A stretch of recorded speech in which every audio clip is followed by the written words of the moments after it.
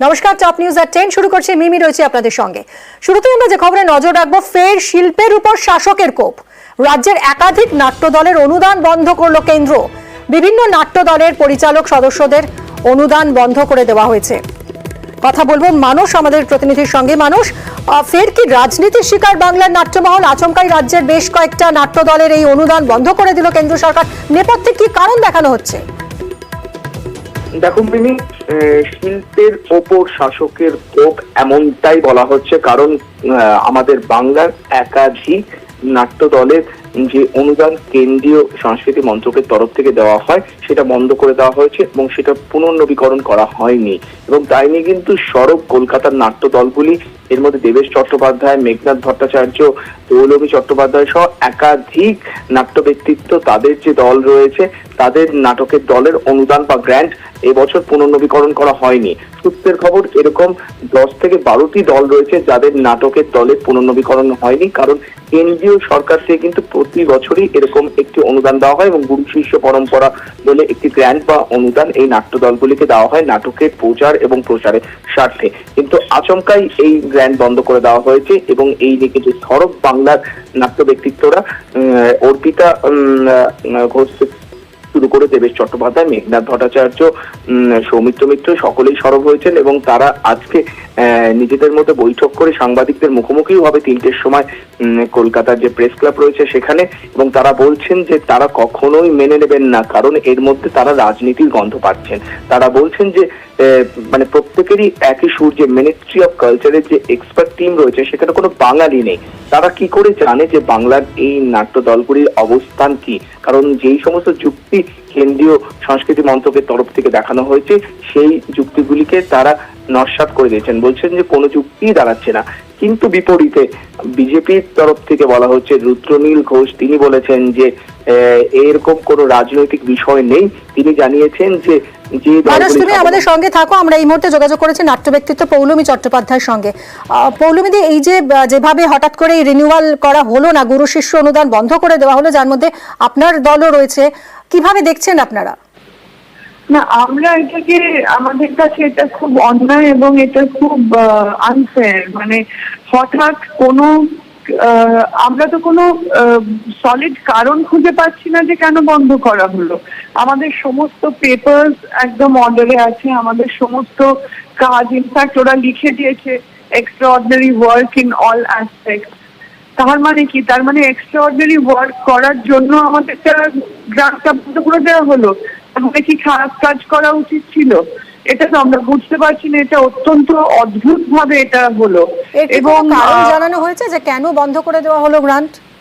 হ্যাঁ, আমাদের কারণ দেখিয়েছে যে আমরা নাকি সাস্টেনেবল এবং আমরা ওয়েল ফান্ডেড, সেই জন্য আমরা নিজেদের চালিয়ে নিয়ে যেতে পারবো।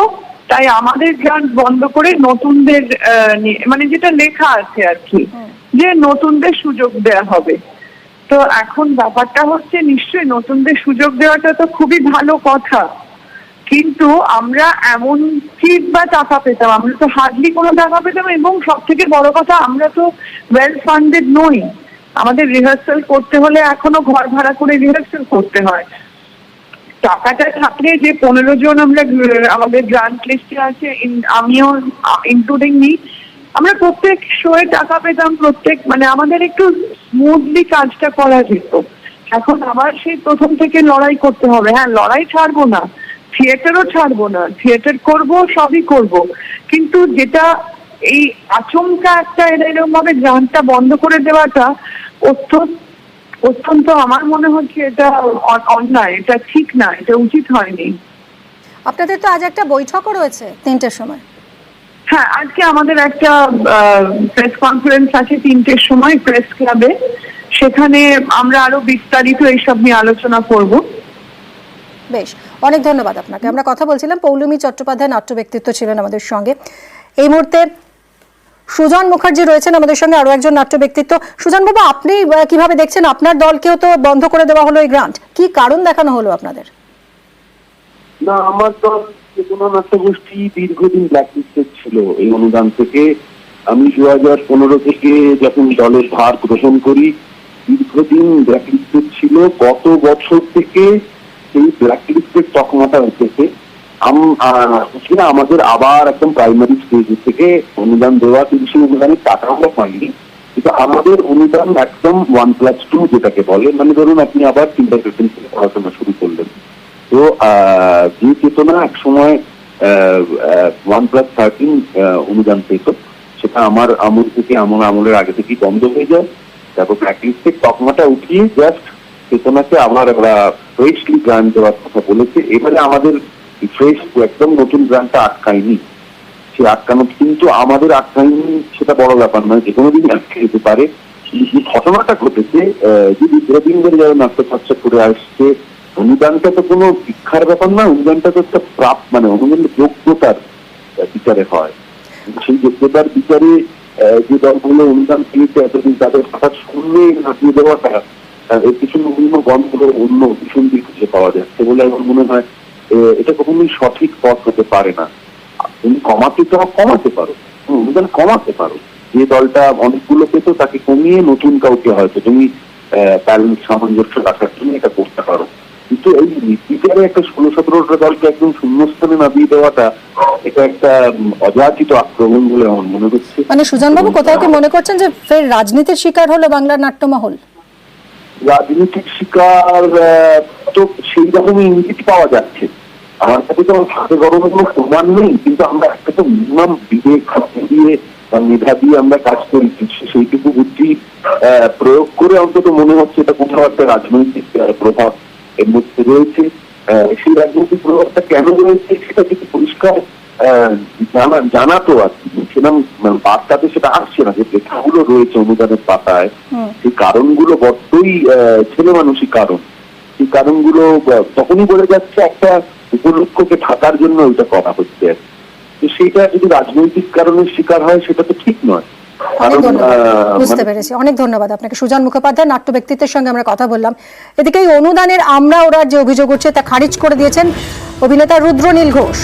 বিভিন্ন কারণে অনুদান বন্ধ বলে দাবি করেছে কেন্দ্র। যে দলগুলো আর্থিকভাবে অনেকটা স্বাবলম্বী হয়ে উঠেছেন তাদের ক্ষেত্রে এই গ্রান্টগুলো বন্ধ করে, কারণ তারা স্বাবলম্বী হয়েছে এবং বাকিদের স্বাবলম্বী করবার জন্য এই গ্রান্টগুলো ডিস্ট্রিবিউট করা হচ্ছে। তারপর কারুর কাগজপত্র বা এই ধরনের বিষয় নাকি একটু সমস্যা হয়েছে, যারা বলছেন যে আমরা অন্য রাজনীতির মানুষ বা অন্য নাটক করি বলে। তা আপনারা রাজনৈতিক কর্মীর মতো কোন একটি দলের থিয়েটার করবারই বা কি দরকার রয়েছে? রাজনৈতিক থিয়েটারটা এড়িয়ে গেলেই হয়। আবার অনেকে বলেও ফেলছেন যে এটা প্রতি আক্রমণ অমুক তমুক কেন্দ্র সরকার, একদমই না। যদি তাই হতো এই বামপন্থী ডানপন্থী এইসব মিলিয়ে, তো তাহলে অত্যন্ত সিনিয়র যারা দিকপাল পরিচালক রয়েছেন তাদের তো হয়নি।